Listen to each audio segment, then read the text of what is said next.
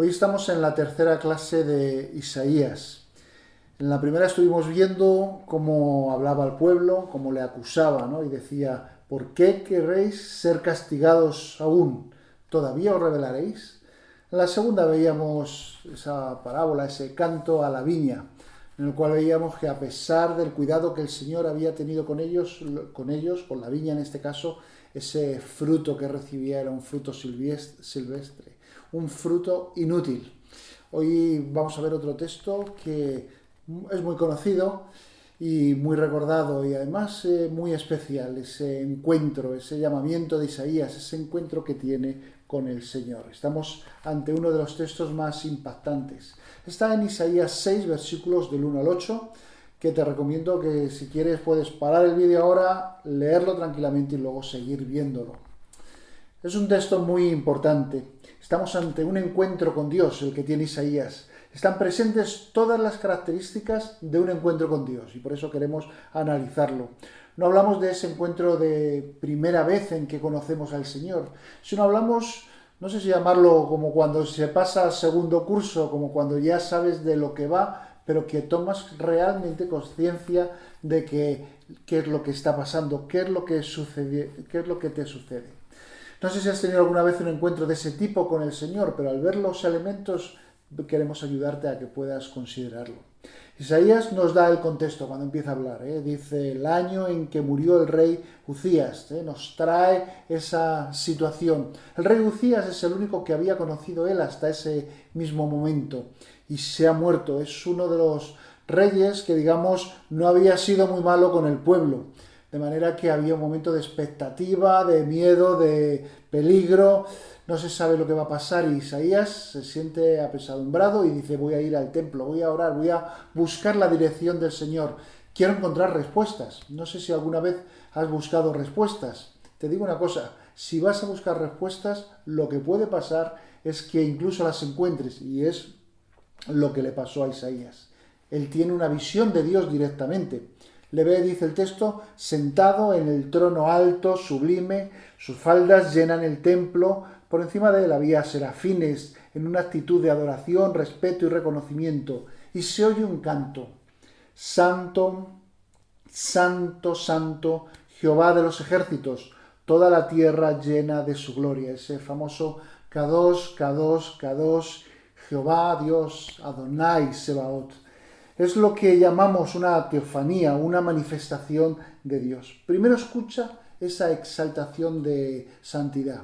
No es que se repita, el hecho de que en la Biblia aparezca 3 veces es que está haciendo un énfasis, está hablándonos de una santidad perfecta.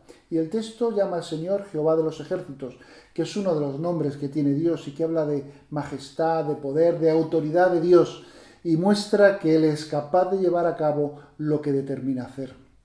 Y esa supersantidad de Dios nos habla de que ese es el medio donde y cómo se va a relacionar con nosotros. Su santidad, su omnipotencia es lo que nos dice el texto que va a estar siempre presente en esa relación con Dios. Isaías en ese momento toma conciencia de cuál es su situación y dice el famoso «Ay de mí, que soy muerto, porque siendo hombre inmundo de labios y habitando en medio de un pueblo que tiene labios inmundos», qué situación, ¿no? Que él tiene un fuerte sentido de culpabilidad. En primer lugar, personal. Él piensa, ¿cómo voy a hablar de Dios con lo que yo soy? ¿Cómo siquiera voy a hablar con Dios? ¿Has sentido alguna vez esa sensación, el no atreverte a acercarte a Dios por cómo te ves a ti mismo? Podemos sentirlo cualquiera de nosotros. Sé que pensamos, nuestro Dios es un Dios bondadoso, nos acogerá, se abrirá de brazos y nos recogerá, pero no estamos en ese momento, estamos en el punto anterior, en el cual empiezas incluso a ser consciente de que Dios es santo y yo no lo soy. Lo que llamamos tener conciencia de pecado es la situación en la que está Isaías. En ese caso, Isaías también es consciente de la deriva que va a tomar todo el pueblo, todo su entorno, y por eso siente esa especie de culpabilidad comunitaria, ¿no? Estoy en medio de un pueblo, es lo que está describiendo. Bueno, quizá puedes sentir también esa culpa comunitaria de lo que hay alrededor. Yo creo que lo que siente Isaías es que él va a ser también parte de la solución de ese pueblo. Quizás sea él parte y por eso lo quiere intentar y lo mete dentro de su confesión. Pero Isaías era un hombre que ya conocía a Dios. Hemos dicho que había ido allí a buscar la voluntad de Dios en relación a lo que había pasado con el rey Uzías. De manera que es una sensación diferente.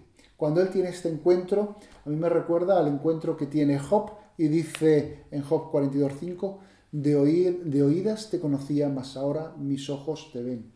Algo así es lo que le sucede a Isaías. Es un cambio de paradigma. Esto tuvo un efecto tremendo en el propio Isaías, que se ve como una persona inacabada, como una obra sin terminar, pero la visión le revela esa condición y esa posibilidad de ir un paso más allá. Una de las maneras en que tenemos nosotros de poder ver en qué condición estamos es si nos miramos con la palabra de Dios. Ahí es donde vamos a encontrar esa luz para saber cómo ir, dónde ir. Dice en 1 de Juan 1:7, pero si andamos en luz, como Él está en luz, tenemos comunión unos con otros, y la sangre de Jesucristo, su Hijo, nos limpia de todo pecado. Si vivimos a la luz de su palabra, vamos a ver lo que vio Isaías, que quizás seamos una obra sin terminar, que quizá tenemos labios impuros, como decía él, pero que también podemos encontrar la solución. Y es a través de Jesús, que a pesar de nuestra falta de santidad, Él es el que puede hacer que nos acerquemos al Padre. Jesús dice, nadie viene al Padre sino por mí. Juan 14:6b. Podemos entrar en el trono de gracia con toda libertad si ponemos nuestra confianza en Jesús. Pero es necesario ese reconocimiento previo que hizo Isaías. Él lo hizo y lo que pasó a continuación pues es también bastante espectacular. Dice, y voló hacia mí uno de los serafines, trayendo en su mano un carbón encendido, tomado del altar con unas tenazas, tocando con él sobre mi boca. Y dijo, he aquí que esto tocó tus labios y es quitada toda culpa y limpio tu pecado. Nosotros no necesitamos ese carbón encendido, ya que es en Jesucristo en que tenemos la entrada a nuestra relación y posibilidad de visión con el Padre y el arreglo de nuestra condición. Y en esa situación es que empieza el diálogo y la conversación, el llamamiento y la sensibilidad hacia lo que pasa a nuestro alrededor, como le pasa en este caso a Isaías. Y también la respuesta. Jesús llamó también a sus discípulos de una manera directa. Le dijo a esos 4 pescadores, venid en pos de mí, y ellos dejaron todo y fueron. Mateo le dijo, levántate, déjalo todo y sígueme, y Mateo también siguió. Jesús en su encuentro da una confianza especial con cada uno al que se acerca cuando nos pide que le sigamos. En el caso de Isaías, vemos lo que dice el versículo 8, cuando ya adquiere esa sensibilidad hacia lo que hay alrededor. Dice, después oí la voz del Señor que decía, ¿a quién enviaré y quién irá por nosotros? Es también una pregunta que no es retórica, espera una respuesta. Isaías la da. Heme aquí, envíame a mí. En cuanto al llamamiento, estos son los elementos.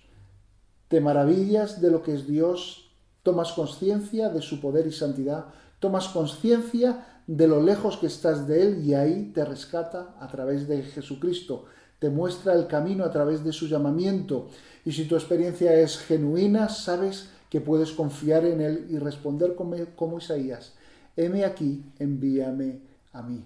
Con esto solo habrás dado el primer paso porque luego te aseguro que van a venir un montón de dificultades. En el caso de Isaías es muy curioso que los versículos siguientes, que no entran en el texto de hoy, le dice, anda y dile a este pueblo, oíd bien y no entendáis, ved por cierto, pero no comprendáis.